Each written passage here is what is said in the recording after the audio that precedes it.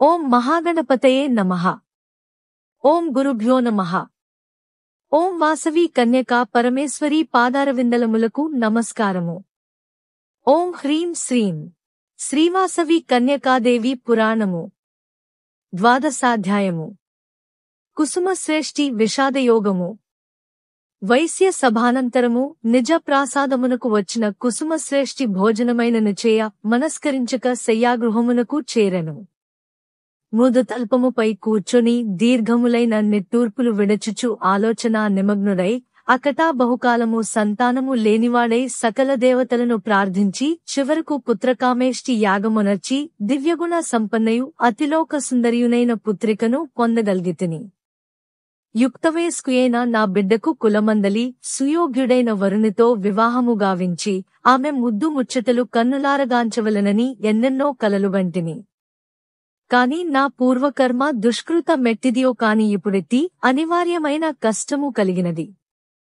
శిరీషకుసుమ కోమల శరీరే అయిన నా చిన్నారి వాసవిని చటులాగ్ని జ్వాలలో ఎటుల పడవేయగలను?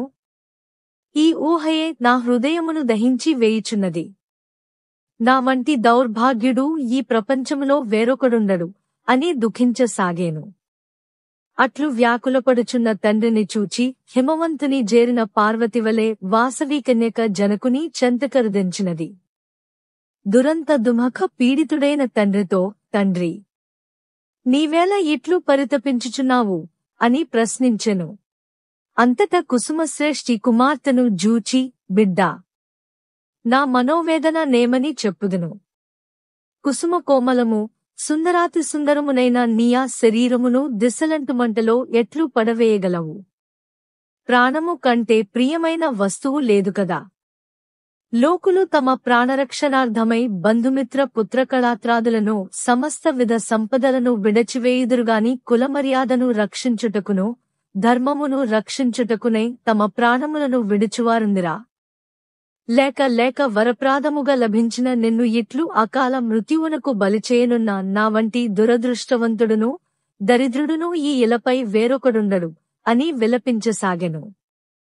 అప్పుడు వాసవీకన్యక, ఓ తండ్రి, అశాశ్వతములైన ఈ తనువుల సంబంధములకై వగచుట తగదు. నదీ ప్రవాహములో కొట్టుకునిపోవు తృణములొక చోట ఒక క్షణకాలము పరస్పరము కలుసుకుని మరల విడిపోవునట్లే ఈ సంసార సాగరమున బంధు, పుత్ర, మిత్ర, కళత్రాదులు కలిసికొనుచు విడిపోవుచునుందరు. జననమందున భూజనులెల్లరకును మరణమందుట తప్పదు. మరణమందున ప్రతివారు మరల జన్మించుట కూడా తప్పదు. పాంచభౌతికమైన ఈ శరీరము అనిత్యమైనది. ఆత్మ ఒక్కటే నిత్యము, సత్యమునైనది. ఆత్మశస్త్రముల చేత ఛేదింపబడదు, జలముచే తడుపబడదు, అగ్నిచే కాల్చబడదు, వాయువుచే శోషింపజేయబడదు. అది నిర్వికారము, నిత్యము, నిరంజనమునైనది. ఆత్మతత్వము నెరిగినవాడు సర్వాధికమైన ఆనందమును పొందగలడు. వంశధర్మమును పాలించుటకై అస్థిరము, అశాశ్వతమునైన దేహమును తృణప్రాయముగా పరిత్యజించి పరమానంద నిలయమైన పరంధామమును పొందవలెను అని ధీరవచనములతో తండ్రిని ఓదార్చుటకు యత్నించినది. ఆయనను దుఃఖమును వీడని జనకని జూచి, ఓ తండ్రి, నీకిప్పుడు మహోత్కృష్టమైన తత్వదర్శనమును కలిగించెదను. సావధాన చిత్తుడవై వినుము అని ఇట్లు చెప్పసాగెను. నాకు తల్లిదండ్రులు, బంధువులు, శత్రుమిత్రులు, రక్షకులు ఎవరునూ లేరు. నేనే సమస్త లోకములకు జననిని, విశ్వరూపిణిని. మాయచే భయభ్రాంతులై సమస్త ప్రాణులు మోహములో మునుగుచున్నారు. నీ అజ్ఞానమిక పటాపంచలు కాగలదు. లోక కళ్యాణార్థమై నేను నీ పుత్రికనే జన్మించితిని. నన్ను తెలసికును సామర్థ్యము నీకు చాలదు. నీకు నా నిజస్వరూపము తిలకించుటకే దివ్యదృష్టిని ప్రసాదించుచున్నాను. నా దివ్య రూపమును దర్శింపుము అని పలికి కుసుమశ్రేష్ఠి ఎదుట వాసవీకన్యక తన దివ్య స్వరూపముతో సాక్షాత్కరించినది. బాలభానుకోటి ప్రకాశముతో వికసిత జపాకుసుమ రాగారుణ శరీరకాంతితో, శిరోభూషణమైన చంద్రరేఖతో, నక్షత్రహారములతో, రత్న కాంచన కర్ణాభరణములతో, మణిమయ కాంచీగుణములతో సువర్ణాంబరధారిణియే పద్మవేద వరదాభయ ముద్రలను ధరించిన చతుర్బాహువులతో పద్మాసనస్థితయే ప్రత్యక్షమైన ఆ దేవదేవిని కుసుమశ్రేష్ఠి తిలకించి సాష్టాంగదండ ప్రణామములాచరించి పరిపరి విధముల స్తుతించెను. శ్రీ వాసవీదేవి గీతా ప్రబోధము. అటుపై ఆ దేవితో, ఓ పరమేశ్వరి! దేనివలన నీవే నేనగుదునో అట్టి జ్ఞానమును యోగమును దయతో నాకుపదేశింపుము అని ప్రార్థించెను. కుసుమ శ్రేష్ఠి ప్రార్థనను విన్న దేవి ప్రసన్నురాలై సర్వోపనిషత్సరమైన రహస్య జ్ఞానమును ఈ విధమున ఉపదేశించనారంభించినది. ఓ వైశ్యోత్తమా! సమస్త సృష్టికన్న మున్ను నేనే ఉంటిని. ఆత్మరూపిణి అయిన నేనే పరమాత్మను. చిత్తు, సంవిత్తు, పరబ్రహ్మ అనుననవి నా ప్రధాన నామములు. నా తత్వము అవాజ్ఞానస గోచరము.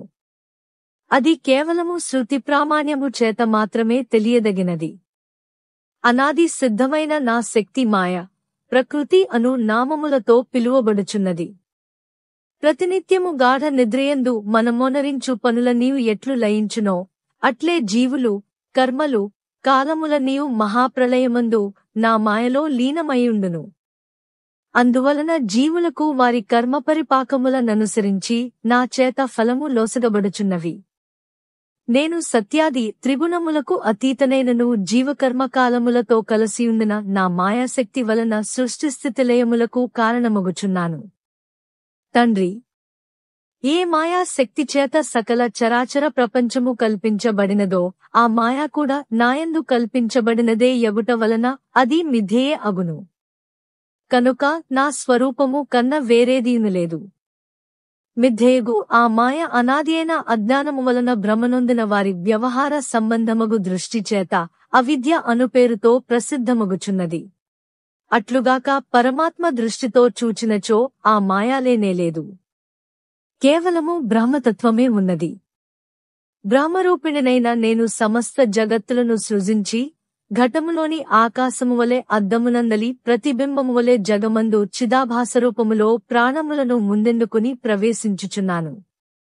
ఉత్తమాధమములైన సమస్త వస్తువులను ప్రకాశింపజేయుచున్న సూర్యుడు ఆ వస్తుగత గుణదోషముల చేత ఎట్లు అంటబడడో అట్లే నేను కూడా ఉపాధిగత గుణదోషములతో ఎన్నడునూ అంటపడను. కాని అజ్ఞానులగు జనులు బుద్ధి మొదలగు వాని యందుండు కర్తృత్వమును ఆత్మరూపిణినైన నాయందున ఆరోపించి నన్నే కర్తేని పలుకుదురు కాని నేను సూర్యునివలె సాక్షిరూపిణినేగాని ఏమీయును చేయుదానను కాను. నేను సమస్తమునకు సాక్షిభూతను. జగత్తునకు నేత్రమును నేనే. నేను వ్యక్తముగాని రీతిలో సకల జగత్తులందున వ్యాపించియుందును. నాకు వినాశము లేదు. నాశములేని ఆనందస్వరూపమగు పరబ్రహ్మమును నేనే. నా మాయ సకల జగత్తును మరియు ఉత్తమోత్తములైన దేవతలను మానవులను గూఢమోహింపజేయుచున్నది. ఒకే త్రాడు పామువలే మరియు పూలదండవలే ఎట్లు ప్రకాశించుచున్నదో అట్లే జీవేశ్వరాది రూపములతో నేనే ప్రకాశించుచున్నాను. జీవబహుత్వము ఏర్పడినట్లే బ్రహ్మవిష్ణువు ఈశ్వరుడు మొదలైన దేవబహుత్వము కూడా మాయచే కల్పించబడినవి. అనగా అజ్ఞానభేదము వలన జీవబహుత్వము, మాయాభేదము వలన దేవబహుత్వము ఏర్పడినవి. ఆకాశమునకు ఘటాకాశము, మఠాకాశము, మహాకాశము అని భేదము కల్పింపబడినట్లే చైతన్య రూపిణినైన నాకు జీవుడని, ఈశ్వరుడని భేదము కల్పించబడినదిగాని నేనే సర్వరూపిణిని. సచ్చిదానంద రూపిణినైన నాయందే ప్రపంచమంతయు నిండియున్నది. రాజా, నేనే బ్రహ్మను. నేనే విష్ణువును. నేనే శివుడను. నేనే శక్తిని. నేనే సూర్యుడను. నేనే గణపతిని. నా నుండియే సమస్త చరాచర సృష్టి ఏర్పడినది. మానవుడు సదుపదేశ ప్రాప్తినంది విరక్తుడై అరిషడ్వర్గమును జయించి ఛేదింపరాని, దహింపలేని, నీటితో తుడుపబడని, గాలికి ఎండిపోని, దేహము నశించినను నాశనము కాని శాశ్వత శుద్ధ చైతన్య స్వరూపాత్మను నన్ను తెలుసుకుని ఆత్మసాక్షాత్కారమును పొందుచున్నాడు అని తన తత్వ రహస్యమును తెలియజేసినది. అంత కుసుమ శ్రేష్ఠి ఆ దేవిని జూచి, ఓ పరమేశ్వరి! ఏ యోగము వల్ల నేను ఆత్మ సాక్షాత్కారమును పొందగలనో ఆ ప్రజ్ఞాన సాధకమైన యోగమును సాంగముగా నాకు ప్రబోధింపుము అని ప్రార్థించెను. అంతదేవి ఓ వైశ్య భూపాల, జీవాత్మ పరమాత్మలను ఏకత్వమును భావించు వృత్తియే యోగమనబడును. ఈ అభేద జ్ఞానవృత్తికి కామ, క్రోధ, లోభ, మోహ, మద, మాత్సర్యములు అను 6 విఘ్నకరులైన శత్రువులు. ఆ శత్రువులను జయించి యోగమును సాధించుటకై యమము, నియమము, ఆసనము, ప్రాణాయామము, ప్రత్యాహారము, ధారణము, ధ్యానము, సమాధి అను 8 అంగములతో కూడిన అష్టాంగయోగమును అభ్యసించవలెను. ఈ అష్టాంగయోగము యొక్క వివరణము వినుము. అహింస, సత్యవచనము, దొంగతనము చేయకుండుట, బ్రహ్మచర్యము, సర్వభూతదయ, తాను అందరికంటే తక్కువ అను వినయభావము, సహనము, ధైర్యము, మితాహారము, బహిరంతఃశుద్ధి అనునవి యమము లనబడును. తపస్సు చేయుట, శృతిస్మృతులలో చెప్పబడిన కర్మలను చేయుట, లభించిన దానితో తృప్తిపడుట, దేవబ్రాహ్మణుల యందు వేదములందు విశ్వాసముంచుట, పాత్రత నెరిగి దానము చేయుట, పరమేశ్వరిని పూజించుట, వేదాంత వాక్యములను వినుట, తప్పు చేయుటకు సిగ్గుపడుట, ఓంకారము, గాయత్రి మొదలైన దైవమంత్రాదులను జపించుట, నిత్యహోమములను ఆచరించుట అనునవి నియమములనబడును. 1 పద్మాసనము 2 స్వస్తికాసనము 3 భద్రాసనము 4 వజ్రాసనము 5 వీరాసనము అను 5 విధముల ఆసనములలో ఏదో ఒకదాని యందుండుట, లేక వెన్నెముకను నిటారుగా ఎక్కువ కాలముంచుటకు వీలగు స్థితిలో కూర్చుండుట ఆసనమనబడును. ఎడమ ముక్కుపుటము ద్వారా వెలుపలి వాయువును లోనికి పీల్చుకుని ఆ పీల్చిన వాయువును లోన నిలిపి అటుపై కుడిముక్కు ద్వారా మెల్లమెల్లగా బయటకు విడచు ప్రక్రియను ప్రాణాయామమందరు. దీనిని సద్గురువు నుండి అభ్యసించవలెను.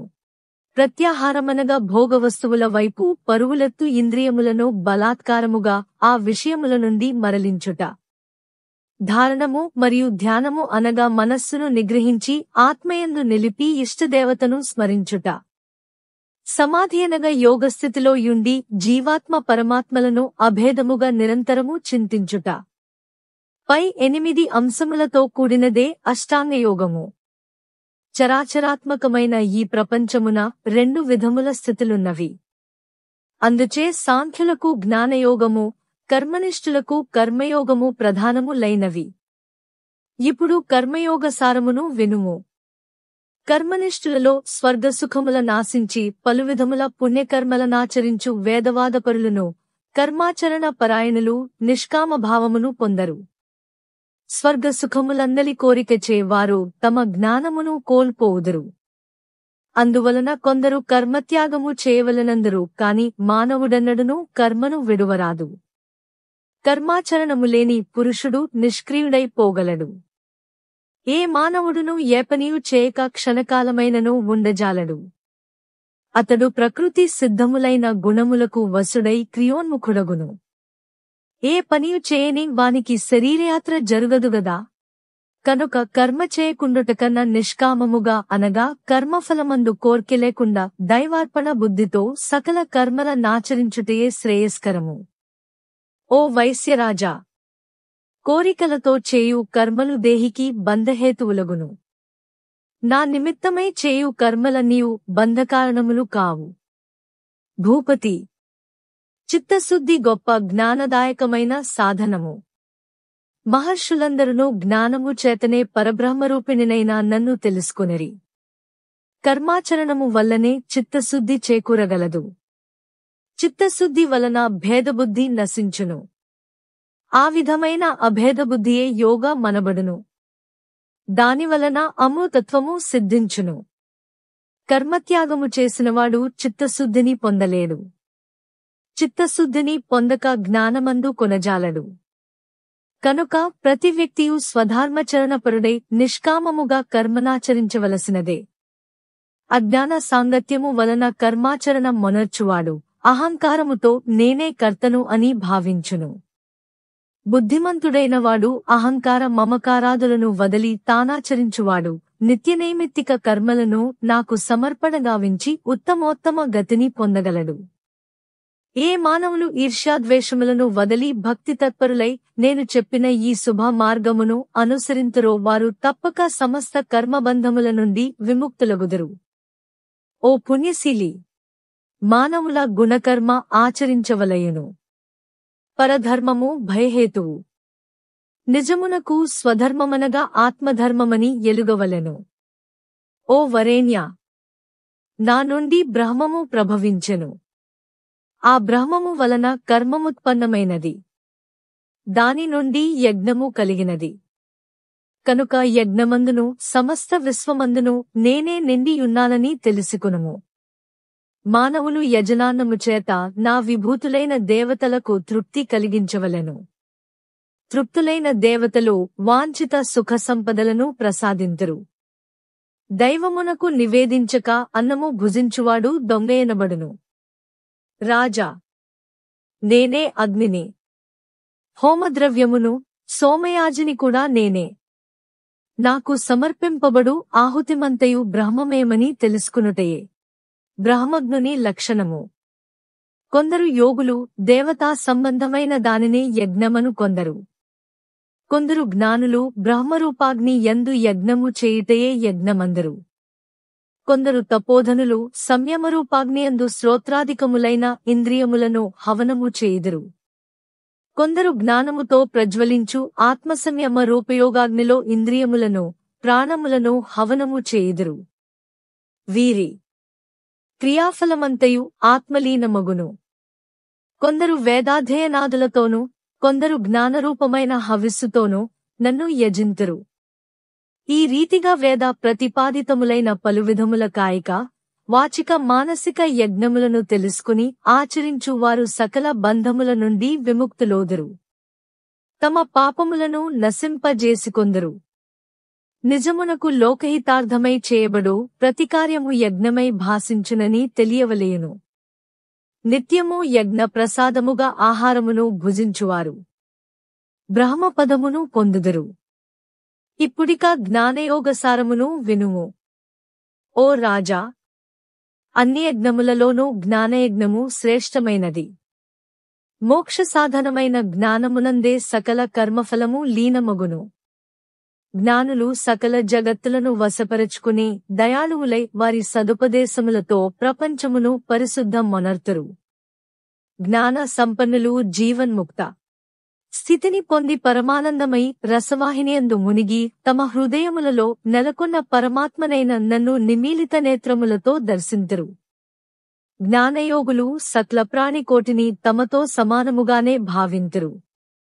సుఖదుఃఖములు, జయాపజయములు, లాభనష్టములు, మానవమానాములు మొదలైన సమస్త ద్వంద్వములను వారు సమదృష్టితో స్వీకరింతురు. ఓ రాజా, పండితులైన మహాత్ములు బ్రాహ్మణుని యందును చండాలుని యందును సమదృష్టి గలిగియుందురు. వారు సమస్త ప్రకృతియందు నేను నిండియున్నట్లు భావించి దర్శింతురు.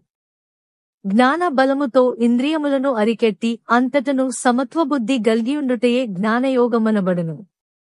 తాబేలు తన అవయవములన్నింటినీ తనలోనికే ముడుచుకును రీతిగా యోగి విషయ సుఖముల నుండి తన ఇంద్రియములను మరలించుకుని ఆత్మస్థితుడగును.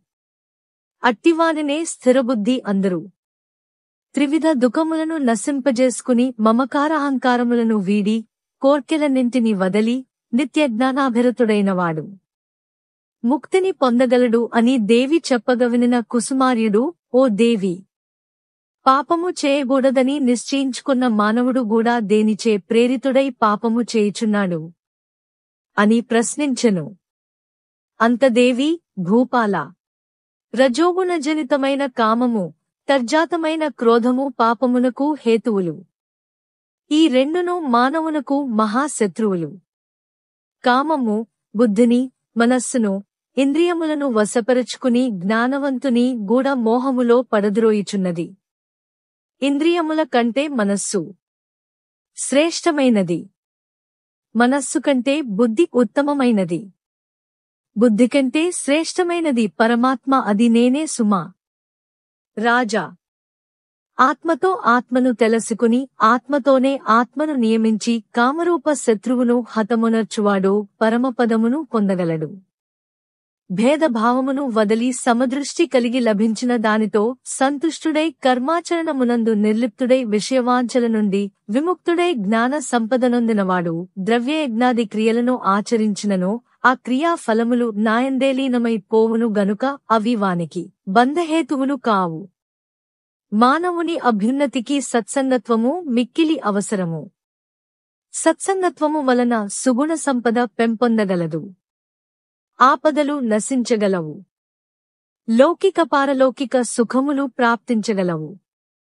సత్సంగత్వము వలన నిస్సంగత్వము, నిస్సంగత్వము వలన నిర్మోహత్వము, నిర్మోహత్వము వలన నిశ్చలత్వము, నిశ్చలతత్వము వలన నిర్మల జ్ఞానము, దానివలన జీవన్ముక్తి లభించగలవు. జ్ఞానికాని వారికి ముక్తి కలుగదు. రాజేంద్ర, ఎవడు ఆత్మజ్ఞాన సంపన్నుడో అతడు జ్ఞానబలముతో సర్వసంశయములను తొలగించుకొనును. యోగబలముతో కర్మబంధములను వదిలించుకున్నవానిని ఏదీను బంధింపజాలదు.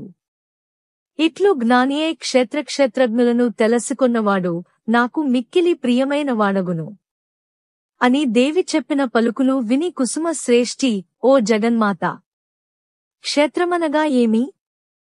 క్షేత్రజ్ఞేయనగా ఎవరు? దయచేసి వివరించి చెప్పుమని ప్రార్థించెను.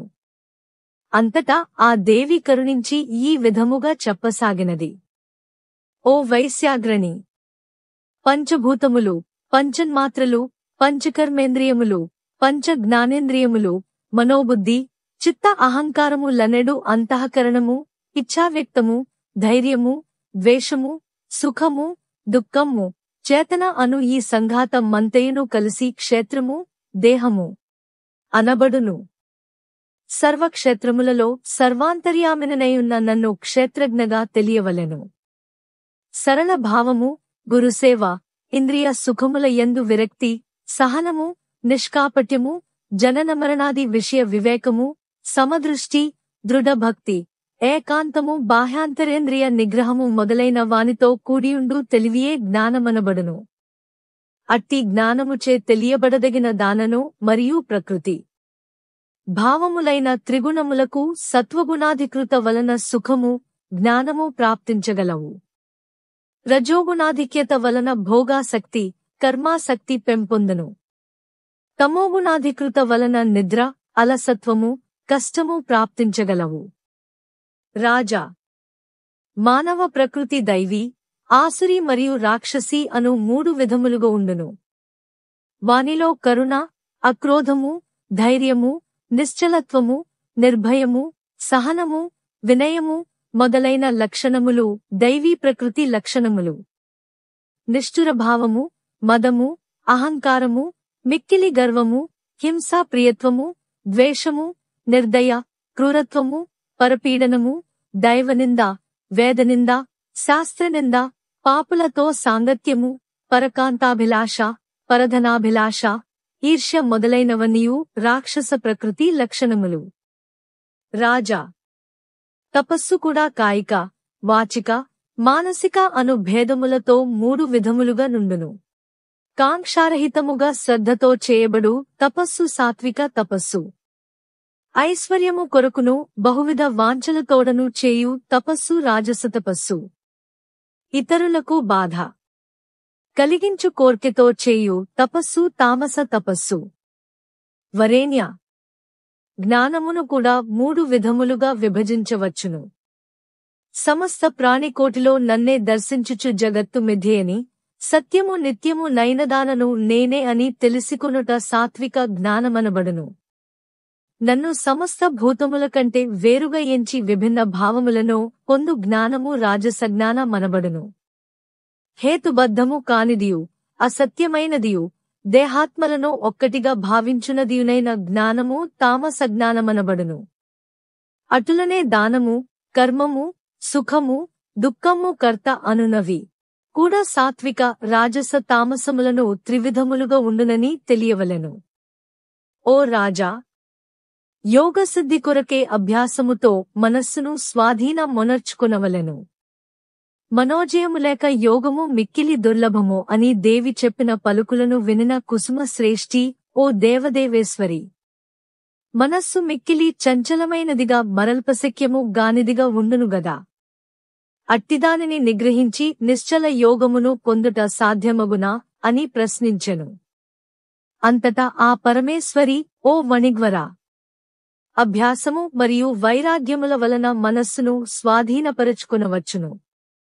జ్ఞాననిష్ఠుడు, తపోనిష్ఠుడు, కర్మనిష్ఠుడు కంటే యోగిశ్రేష్ఠుడు, వారందరికంటే నాయందు భక్తిగలవాడు మరింత శ్రేష్ఠుడు అని చెప్పెను. అంత కుసుమ శ్రేష్ఠి, జగన్మాత! భక్తుడే సర్వశ్రేష్ఠుడని చెప్పుచున్నావు. భక్తి ఎనగానేమి? భక్తుని లక్షణములెట్టివి? దయతో తెలుపుము అని ప్రార్థించెను. అంత దేవదేవి, ఓ రాజా! సర్వజగత్తునకు కారణమును సర్వాంతర్యామిని నైనా నా మహత్వశ్రవణము ద్వారా ద్రవీభూతమైన చిత్తమందు నా విషయమై ధారావాహికముగా ప్రవహించు మనోవృత్తియే భక్తి ఎనబడును. నాయందు మనస్సు నిలిపిన యథార్థ తత్వమును తెలుసుకొనవలెను. తొలుత నా ప్రకృతిని తెలుసుకొనుట ముఖ్యము. రాజా! నేను భూమియందు గంధముగా, అగ్నియందు కాంతిగా, సూర్యచంద్రులందు ప్రకాశరూపముగా, నీటియందు రసస్వరూపముగా నెలకొని యుందును. నేను పండితులలో ధీశక్తిగా, తాపస్సులందు తపశ్శక్తిగా, బలశాలులలో బలముగా విలసిల్లుచుండును. ఎవరే భావముతో నన్ను కీర్తింతురో వారికి ఆ రూపమున దర్శనమిచ్చి కోర్కెలు తీర్చుచుందును. ఏ వ్యక్తి నన్ను స్మరించుచు ప్రాణములను విడచునో అతడు పునర్జన్మలేని మోక్షమును పొందగలడు. ఎవరు నాకు అర్ఘ్య పాద్యస్నానవస్త్రాలంకార ధూపదీప నైవేద్య తాంబూలాదులను సమర్పించి వివిధోపచారములతో భక్తియుక్తులై పూజావ్రత యజ్ఞాదులచే ఆరాధింతురో వారు పరమపదమును పొందగలరు. నన్ను గూర్చిన శ్రవణము, కీర్తనము, స్మరణము, పాదసేవనము, అర్చనము, వందనము, దాస్యము, సఖ్యము, ఆత్మ నివేదనములను 9 లక్షణములు గల భక్తితో నన్నర్చించువారు ఉత్తమములైన తమ అభీష్టఫలములను పొందగలరు. నా నామసంకీర్తనము, మంత్రజపము నిరంతరము చేయువారు నన్ను తప్పక జేరుదురు. శాస్త్రవేత్తలు, వేదవిధులు, యజ్ఞదాన తపశ్చర్యాది నిరతులు కూడా నా యథార్థ స్వరూపమును తెలియజాలరు. భక్తియుక్తులు మాత్రమే నన్ను పొందగలరు. అవ్యక్తమైన నా నిర్గుణ తత్వోపాసన చేయువారు కూడా నన్ను చేరుదురు. గాని వారికి క్లేశమధికము. సుఖాది మహర్షులు, నారదాది మునివరేణ్యులు భక్తి యోగము చేతనే నన్ను పొందగలిగిరి. భక్తి యోగమే అత్యంత సరళము, సులభ సాధ్యమైనది. భక్తుడైనవాడు నాకు మిక్కిలి ఇష్టుడు. ఓ వైశ్యవర్య! ముక్తిని పొందుటకే కర్మయోగము, జ్ఞానయోగము, భక్తియోగము అను 3 మార్గములు విధించబడినవి. వీనిలో మిక్కిలి సులభమైనది ధనవ్యయము, శరీరాయాసము మొదలైనవి లేకయే కేవల హృదయము చేతనే నిర్వహింపబడునదై యొప్పు భక్తియోగము ముముక్షువులందరూ తప్పక ఆశ్రయింపదగినది. ఈ భక్తియోగము మానవుల సత్వరజస్తమోగుణ స్వభావభేదములననుసరించి 3 విధములగుచున్నది. ఇతరుల మెప్పును పొందుటకును, పరులకు గలుగు మేలును చెరచుటకును, ఇతరులను పీడించుటకును, నన్ను భజించువాని భక్తి తామసీ భక్తిగా రూపొందును. అట్లుగాక స్వార్థముతో ఇహలోక పరలోక సౌఖ్యములను పొందు కోర్కెతో భోగములపై ఆసక్తుడై, కీర్తికాముకుడై ఆయా ఫలములను పొందుట కొరకు నన్ను భక్తితో సేవించుచు జీవేశ్వరులయందు భేదబుద్ధి కలిగి నన్ను తనకంటే వేరుగా భావించుచు భజించు వాని భక్తి రాజసీ భక్తి ఎనబడును. అట్లుగాక అనేక జన్మార్మర్జిత పాపములను పోగొట్టుకునుటకే వేదవిహితమైన సత్కర్మానుష్ఠానములను దైవార్పణ బుద్ధితో నిరంతరముగా వించుచు అది తన కర్తవ్యమను నిశ్చయబుద్ధి కలిగి నన్ను సంతోషింపజేయుటకు మాత్రమే ఆచరింపబడు భక్తి సాత్వికీ భక్తియగును. అట్టి భక్తి పరాభక్తిని పొందించునదగును. ఈ సాత్వికీ భక్తియే ఆశ్రయింపదగినది. ఓ వరేణ్య! పూర్వము సృష్టి సమయమున ఈ మహోత్తమమైన యోగమును నేను విష్ణువునకు బోధించితిని. అతడు దీనిని సూర్యునకు ఉపదేశించెను. సూర్యుడు మనువునకు ప్రబోధించెను. తదుపరి పారంపర్యముగా మహర్షులు దీనిని తెలుసుకొనిరి. రాజా బ్రహ్మ విష్ణు మహేశ్వరులు నా రూపములే అనియు, స్థావర జంగమాత్మకమైన సమస్త విశ్వము నేనే అనియు దెలుసుకొనుము. ఎప్పుడెప్పుడు ఈ ప్రపంచమందు అధర్మము పెరిగి ధర్మమునకు హాని కలుగునో, అప్పుడప్పుడు దుష్టులను శిక్షించుటకు శిష్టులను రక్షించుటకు ధర్మమును ప్రతిష్ఠించుటకునే నేను అనేక రూపములను ధరించి అవతరించుచుండను. కాని నా దివ్య సముత్పత్తిని మరియు నా లీలలను తెలుసుకొనుట ఎవ్వరికినీ సాధ్యము కాదు. విశ్వమందలి సర్వోత్తమ పదార్థములన్నీయు నా లీలా విభూతులే. నన్నెవరే భావముతో అర్చింతురో వారు ఆయా అభీష్టఫలములను పొందుదురు. ఓ నరోత్తమా, సర్వమానవులు తమ ధర్మములందు నిష్ఠులై కర్మఫలములను నాకు సమర్పించుచు నా అనుగ్రహము వలన పునర్జన్మరహితమైన పరమపదమును పొందగలరు. అనాది సిద్ధము రహస్యాతిరహస్యమునైన ఈ యోగమును నీకిప్పుడు సాంగోపాంగముగా తెలియజేసితిని. పుణ్యశీలా, నీవు విన్న మిక్కిలి గుహ్యమైన ఈ యోగము ఇక ముందు వాసవీగీత అను పేర ప్రసిద్ధినొందగలదు. ఎవడి గీతాశాస్త్రమును అభ్యసించి గురువు ద్వారా అర్థమును గ్రహించి నన్ను అర్చించునో అతని యోగక్షేమములను నేనే వహించెదను. ఈ గీతా పఠన మొనర్చువారికి సమస్తములైన కోర్కెలు ఈడేరగలవు. అంతమున వారికి తప్పక ముక్తి లభించగలదు అని ఇట్లు శ్రీకన్యకాదేవి కుసుమశ్రేష్ఠికి పరమాద్భుత తత్వజ్ఞానమును ప్రబోధించినది. కుసుమశ్రేష్ఠికి మోహ దుఃఖములు అంతరించినవి. సత్యజ్ఞానము లభించినది. అటుపై ఆ దేవి కుసుమశ్రేష్ఠితో, ఓ భక్తవరేణ్య, కాబోవు భవిష్యత్ కార్యగతి నీకు దృగ్గోచరమగును చూడుము అని పలికినది. అంత కుసుమశ్రేష్ఠికి వైశ్య వంశమునకు రాబోవు అగ్ని ప్రవేశము, ఆ వెనుక విష్ణువర్ధనరాజు మరణము, విరూపాక్షాది వైశ్యయువకుల కాశీయాత్ర, విరూపాక్ష పట్టాభిషేకము మొదలైన దృశ్యములన్నీయూ క్రమముగా కనిపించినవి. ఆ ధర్మాత్మనకు వర్ణనాతీతమైన ఆనందానుభూతి కలిగినది. అటుపై శ్రీకన్యకాదేవి తన దివ్యరూపమును చాలించి ముగ్ధమోహనమైన వాసవీకన్యకారూపమును ధరించినది. అంతలో కుసుమశ్రేష్ఠిని మాయ ఆవరించినది. అతడు శయ్యను జేరి నిశ్చింతుడై గాఢ నిద్రావసుడయ్యను. ఇతి ద్వాదశాధ్యాయము సమాప్తం. జై వాసవి.